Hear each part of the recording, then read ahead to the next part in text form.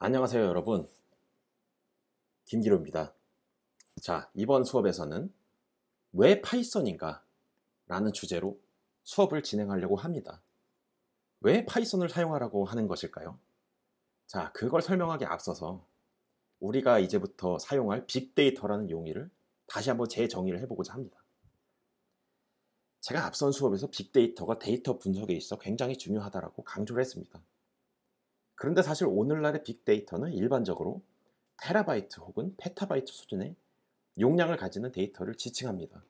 그런데 여러분과 같은 개인의 수준에서 그 정도 용량을 다루는 것은 제가 감히 얘기하건대 불가능에 가깝습니다. 그러므로 이 수업에서는 지금부터 편의상 여러분이 다룰 빅데이터를 대략 수백 메가바이트 혹은 수 기가바이트 수준 용량을 가지는 데이터로 재정의하도록 하겠습니다. 자, 여기서 샘플 데이터를 하나 생각을 할 건데요. 그에 앞서서 이 얘기를 먼저 해봅시다. 이전까지 여러분들이 데이터 분석을 하겠다고 결심했을 때 어떻게 했는지 기억하십니까? 아마도 장담컨대 여러분들 중 90% 이상의 분들은 엑셀 혹은 이와 동류의 스프레드시트 프로그램을 실행하였을 것이라고 생각합니다. 자, 샘플 데이터를 하나 사용할 것입니다. US Baby Names라는 이름의 데이터셋을 사용을 할 것인데, 이 데이터셋은 화면에 보시는 바와 같이 national names.csv 파일로 구성이 되어 있으며 용량을 대략 보시면 한 42.2MB 정도 됩니다.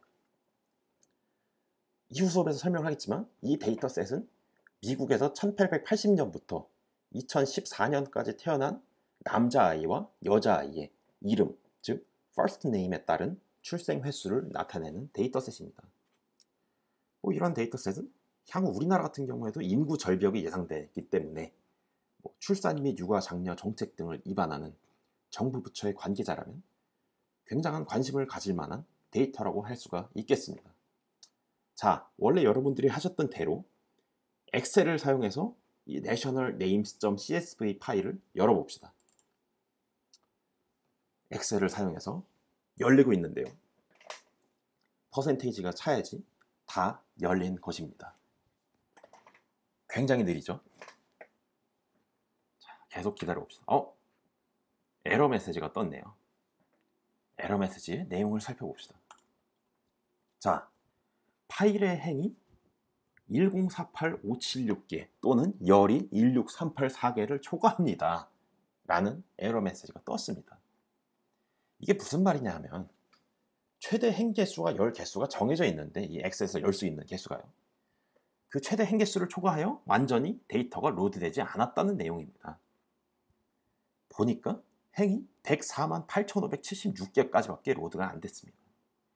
그런데 사실 이 42.2MB에 불과한 US Baby Names 데이터셋은 행수가 총 182만 5,434개로 구성된 데이터셋입니다. 자, 일단 열었어요. 열었더니 맨 아래로 내려보시면 1048576행까지밖에 안 나와 있죠. 여러분은 무슨 생각이 드십니까? 여러분 사실 이미 2단계에서부터 망했습니다. 왜냐하면 전체 데이터 중 거의 절반에 육박하는 분량의 데이터를 엑셀로 여는 과정에서 흘려 보내버린 것입니다. 어쩌겠습니까? 아쉬운 대로 이걸 가지고서라도 분석을 해볼 것인데, 근데 또 여기서 주의할 점이 있어요. 저희가 지금부터 해야 될 작업은 부분합을 구한다든지 등의 작업을 할 것인데, 그러한 작업을 할 때 추가적인 행이 또 생겨날 것입니다. 근데 지금 이미 행수의 최대치인 1048576개가 되었기 때문에 현재 상태에서 행수를 일부 지어줘야 하는 그런 막장의 상태입니다. 어쩌겠습니까? 행을 대략 한 1000개 정도를 골라서 날려봅시다. 날렸습니다. 자, 나머지 작업을 이제 진행을 해보겠습니다. 보시면 데이터 구성을 간단히 말씀드릴게요.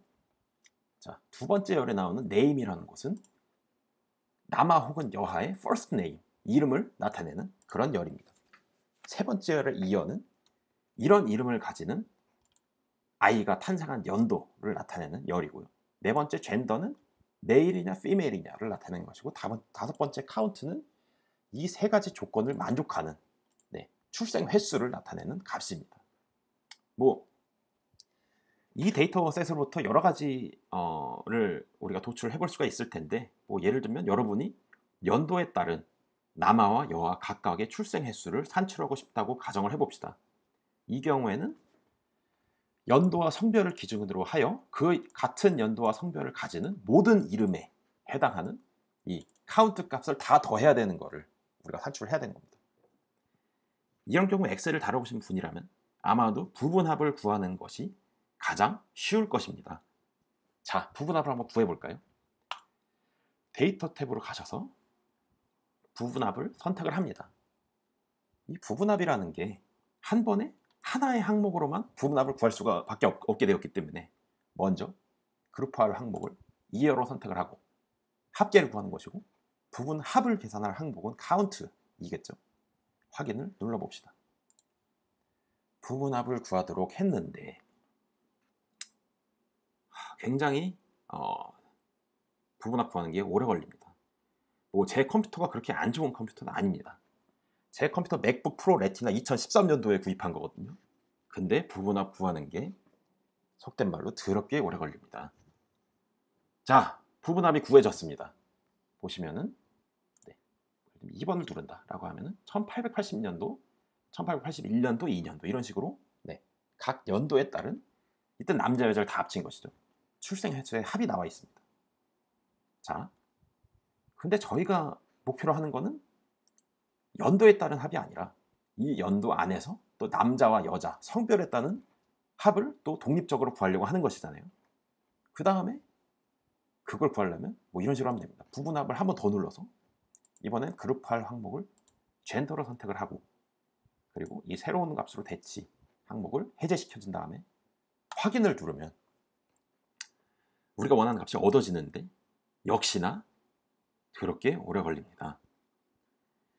참 기다리는 게 시간이 아까울 정도로 굉장히 오래 걸리는 것을 여러분들께서는 확인을 하실 수가 있습니다. 자, 그래서 이렇게 하면은 두 번의 부분합을 구함으로써 우리가 원하는 바를 계산을 할 수 있긴 있습니다. 자, 되면서 제가 한번 말씀드릴게요. 근데 여러분이 수행할 분석은 이러한 부분합 두 개 구하거나 하는 분석보다 훨씬 더 복잡해질 수가 있습니다. 뭐 예를 들어서 각 연도 성별 조합으로, 우리가 지금 구한 거는 각 연도 성별 조합에 따른 그 출생횟수의 총합을 구하는 거잖아요. 근데 그 조합 내에서 뭐 예를 들면 전체 대비 상위 1000개의 이름이 차지하는 비중을 계산한다 라는 것을 계산하려면 어떻게 해야 할까요? 엑셀을 잘 하시는 분들이랑 뭐 여러 가지 생각이 떠오를 것인데, 뭐 예를 들면 제가 생각하는 방법은 뭐 아마도 뭐 예를 들면 각 연도 성별 조합 내에서 이제 끝났네요. 각 연도 성별 조합 내에서 출생 횟수를 기준으로 내림차순 정렬을 한 다음에, 그렇게 되면 이제 그 출생 횟수가 많은 이름 순서대로 내림차순 정렬이 될 것인데, 그 첫 번째 이름부터 1000번째까지의 이름에 해당하는 뭐 출생 횟수 값을 모두 더한 뒤 이를 이 각 연도 성별 조합의 전체 이름의 출생 횟수 합으로 나누는 함수를 길게 뭐 이런 데다가 짤 거예요. 뭐 예를 들면 if는 뭐 sum 뭐 해가지고 이렇게 짤 겁니다.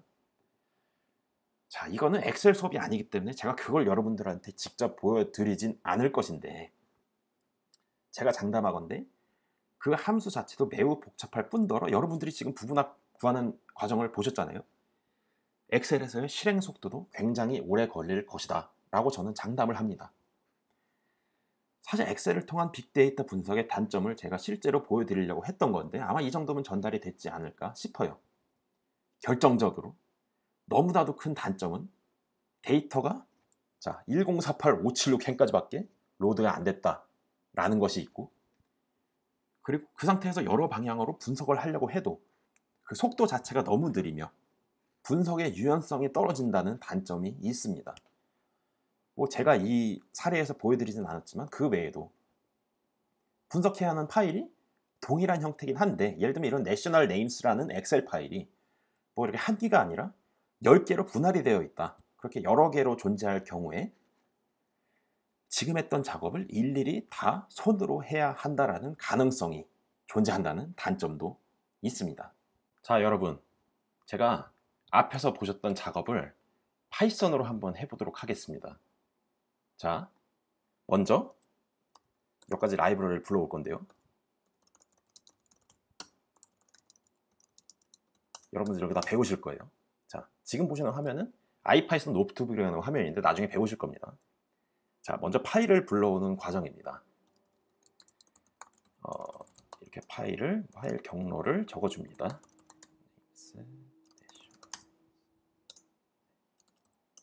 그리고 헤더 옵션 같은 거를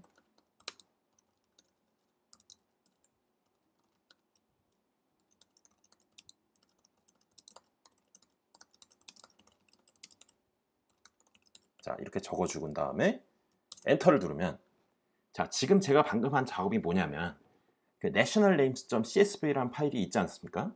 그거를 아까 엑셀로 실행한 과정과 지금 이 과정과 완전히 동일합니다. 엑셀로 실행했을 때는 1048576개의 행까지밖에 로드가 안 됐었는데 자, 뭐 아무것도 뜨지 않았지만 이 파이썬에서 로드가 끝났어요. 뭐 로드가 끝난 것 같은데 사실 믿을 수가 없잖아요. 마치 아무것도 안 되고 있는 것 같지만 사실은 이 파이썬을 사용하는 컴퓨터 내부에서 로딩 작업이 진행되고 있는 것입니다. 제가 앞에 10개만 한번 까볼게요. 자, 이런 식으로 어떤 헤드와 같은 함수를 사용하면 자, 지금 로드한 데이터가 앞에 한 5개 정도를 우리가 확인을 할 수가 있습니다. 한번 카운트를 해볼까요? names.count라고 입력을 하면 지금 로드한 데이터가 names라는 변수 이름으로 들어가 있는데 그게 총 182만 5,433개의 행으로 구성되어 있다는 걸 나타내고 있습니다. 어쨌든 이걸 보면 데이터를 다 로드한 것 같아요. 그죠? 자, 우리가 아까 엑셀에서 하려고 했던 그 연도에 따른 남아와 여하 각각의 출생 횟수의 합을 한번 산출을 해봅시다. 아까 피벗 테이블 한번 그리려다가 망할 뻔했잖아요. 네, 파이썬에선 이런 식으로 합니다. 피벗 테이블이라는 함수를 사용해서 이렇게 지정을 해줍니다. 라고 하면은 피벗 테이블이 만들어졌는데 그 결과물이 좌측에 보시는 total underbar bus라는 변수로 들어가 있다는 것입니다. 역시 아무것도 된 것 같지가 않죠. 근데 사실은 다 구해졌습니다. 맨 윗줄에 있는 10개만 제가 뽑아 보겠습니다. 그러면 이런 식으로 나오죠. 이게 의미하는 바가 뭐냐면 그 아까 원래 생겼던 데이터 어떻게 생겼는지 기억하시나요? 그게 이 1880년도에 이 여아의 출생횟수의 합과 남아의 출생횟수의 합 그런 규칙으로 해서 1881년도, 2년도, 3년도, 4년도에 따른 여아와 남아의 출생횟수의 합이 쭉 나와 있습니다.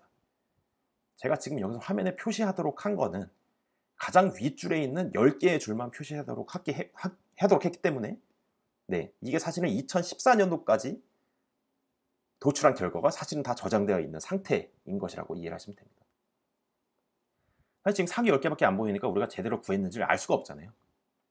이들 결과를 그래프로 한번 그려봅시다. 그래프를 그리고 싶으면 한 방의 명령어로 끝납니다. 이렇게 실행을 하면은 자, 그래프가 그려졌죠. 이건 무슨 그래프냐?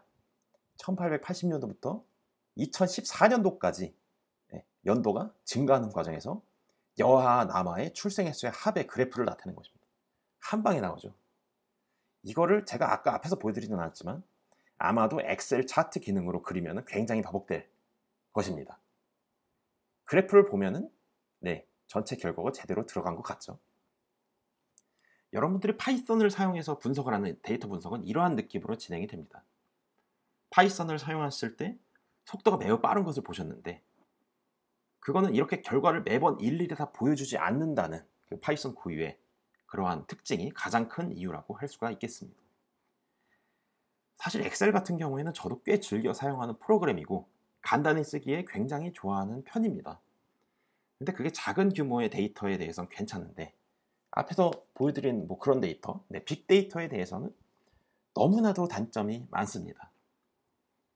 이렇게 제가 보여드렸음에도 불구하고 난 여전히 엑셀이 좋아. 엑셀 쓸래. 엑셀의 편함에서 벗어나질 못하겠어. 라고 하시는 분들은 좀 수고스럽고 아주 고생스러우시겠지만 엑셀을 그냥 쓰시기를 권장을 드리겠습니다. 자, 여러분, 앞서 파이썬의 엑셀과 비교해서 상대적인 장점을 두 눈으로 확인하셨는데, 사실 여러분들 중에는 이런 의문을 가실 분들이 계실 것 같아요. 뭐 저렇게 프로그래밍적으로 해결하는 거는 파이썬 말고도 사실 다른 언어도 있지 않느냐, 왜 수많은 프로그래밍 언어 중에서 파이썬을 사용하려고 하는가에 대해서 의문을 가지실 분들이 있을 것 같아서 제가 추가적인 설명을 준비를 했습니다. 왜 파이썬인가? 첫째로 언어 자체가 너무 쉽습니다. 자, 지금 보시는 화면의 상단에는 우리나라에서 굉장히 많이 쓰이는 프로그래밍 언어인 자바를 사용하여 화면에 한 줄에 문자를 출력하는 코드를 표시한 거고요.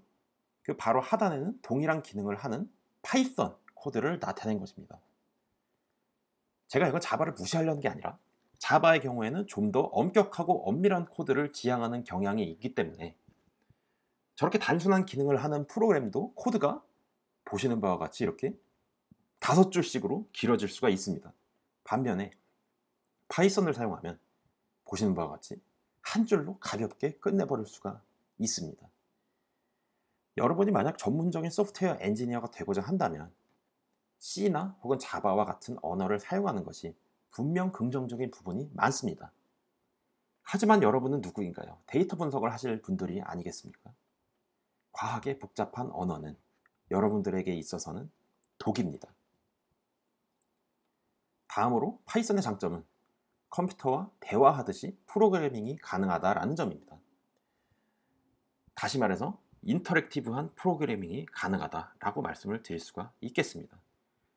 제가 앞에서 보여드린 장면을 여러분 기억나시나요? 데이터 분석은 주어진 데이터를 가지고 이걸 로드한 상태에서 이걸 여러 가지 방향으로 만지면서 그때그때 나오는 결과물을 관찰하는 작업을 계속 반복적으로 수행하는 것입니다. 그런데 이때 대화식 프로그래밍 방식은 분석자로 하여금 엄청난 편의를 제공해 줍니다. 아주 간단한 예로 제가 장표에 표시해 놨는데 예를 들면 이런 식이죠. 데이터 분석자가 2 곱하기 3이 무엇이냐 라고 하면은 파이썬에서는 6이라고 결과를 도출하고 제가 파이썬이안이라는 문자열을 화면에 출력되도록 하면 파이썬이안이라는 문자열이 출력되고 이렇게 서로 대화를 주고받는 것처럼 진행이 되는 것이죠. 사실 이거는 비단 파이썬뿐만 아니라 이른바 스크립트 언어로 분류되는 언어들의 공통적인 특징입니다. 그런데 앞서 제가 간단히 보여드린 C나 자바 같은 전통적인 컴파일 언어들은 이게 안 됩니다. 그래서 예를 들면 내가 작업하고자 하는 내용이 담긴 코드를 여러 줄 작성해 놓고 이걸 실행하기 전에 컴파일이라는 것을 해야 되는데 문제는 이거를 코드가 바뀔 때마다 매번 해줘야 된다는 치명적인 단점이 있습니다.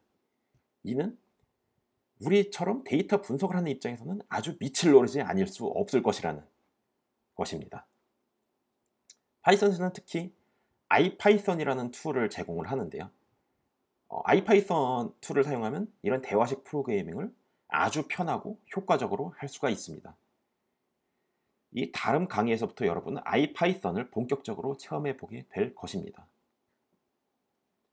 지금까지 소개한 장점은 사실 파이썬뿐만 아니라 자바스크립트, 루비, 스칼라 등의 대체로 스크립트 언어가 가지는 공통적인 장점입니다. 그런데 이 파이썬은 넘파이, 판다스, 그리고 매트플롯립 등의 강력한 데이터 분석 라이브러리를 가지고 있다는 독보적인 장점이 있습니다. 비단 데이터 분석을 위한 라이브러리뿐만 아니라 여러분들이 관심 있어 할 머신러닝과 자연어 처리, 그리고 패턴 인식 등의 데이터 과학을 위한 수많은 강력한 라이브러리 등을 가지고 있으며 이들이 강력한 생태계를 구축하고 있습니다. 그런데 무엇보다도 파이썬이 가지는 최고의 장점은 바로 공짜라는 것입니다. 사실 전통적으로 데이터 분석을 위한 사스나 매틀랩 등의 소프트웨어가 명의를 떨쳐왔으며 지금도 데이터 분석가나 연구자들 사이에서 굉장히 많이 사용되고 있는 것이 사실입니다. 까놓고 얘기하자면 실제로 이런 소프트웨어는 그 기능도 파이썬 라이브러리들을 압도합니다. 그런데 문제는 개인이나 연구기관 혹은 영세 기업에서 쓰기에는 이런 사스나 매틀랩 등의 라이선스 비용이 너무 비싸다는 것입니다. 이건 제가 인터넷에서 직접 찾아본 가격을 화면에 표시하였는데, 자, 액수가 나와 있죠. 공이 굉장히 많죠. 네. 저게 거의 최소 가격이라고 여러분들은 이해하시면 됩니다. 돈 주고 싸서 쓸 엄두가 나시나요? 자, 이 전통의 강자들의 비싼 몸값 때문에 이들에 대한 대항마로 나온 것이 파이썬 라이브러리와 제가 한 가지 더 말씀드릴 R 언어 같은 것들입니다. 이들은 기본적으로 완벽한 오픈소스를 지향하기 때문에 라이선스 비용이 전혀 없음에도 불구하고 여러분들 개인의 차원에서 수행할 만한 기본적인 데이터 분석 작업들은 모두 해낼 수 있습니다. 자, 갑자기 생뚱맞게 R이 등장했는데 여기에다 굳이 R이라는 것을 추가한 것은 파이썬을 R 언어와 비교하기 위함입니다. 이건 일종의 보너스인데요. 이 R이라는 것도 아마 들어보신 분이 계실 텐데 데이터 분석이라는 목적 자체만을 놓고 보면 R이라는 언어도 아주 훌륭한 언어이며 지금까지 언급한 파이썬의 장점을 R도 모두 가지고 있습니다. 그럼에도 제가 파이썬을 추천하고 싶은 결정적인 이유는 다음과 같은데요. R의 경우 통계 분석 및 리서치 작업 등에 특화된 언어라는 느낌이 강하지만 파이썬의 경우 다양한 목적으로 범용적으로 사용할 수 있는 언어라는 점에 있습니다. 그래서 파이썬을 추천드리고 싶은데요. 예를 하나 들어봅시다. 여러분이 예를 들어 오늘의 주식시장 데이터를 분석하여 얻은 인사이트를 그날 실시간으로 여러분의 웹사이트에 업데이트 되도록 하여 관심을 얻고자 하는 경우를 생각을 해보겠습니다. 자, 자신의 데이터 분석 결과를 사실 자기만 놓고 보는 게 아니라 이렇게 외부에 공개하고 공유하는 것은 대단히 중요하고 가치 있는 행동입니다. 이런 경우에는 파이썬을 사용하여 주식시장 데이터를 긁어오는 프로그램을 먼저 짜놓고 그 별도의 파이썬 데이터 분석 라이브러리를 사용하여 미리 분석가가 짜놓은 대로 알아서 원하는 데이터 분석을 실시간으로 하도록 하고 별도의 파이썬 웹 프레임워크로 웹사이트도 만들어서 여기에 분석된 결과를 실시간으로 보여주는 식으로 하면은 오로지 파이썬만을 사용하고도 이러한 일련의 작업들을 한 방에 해결을 할 수가 있습니다. 사실 이런 일들을 R만으로도 이걸 어느 정도 흉내를 내볼 수는 있지만 사실 파이썬에 비해서 그런 기능이 너무 제약적이라서 굉장히 어려운 점이 많다라고 말씀을 드릴 수가 있겠습니다. 자, 이번 수업에서는 지금까지 여러분들이 데이터 분석을 위해 파이썬을 사용해야 하는 이유에 대해서 살펴보았습니다.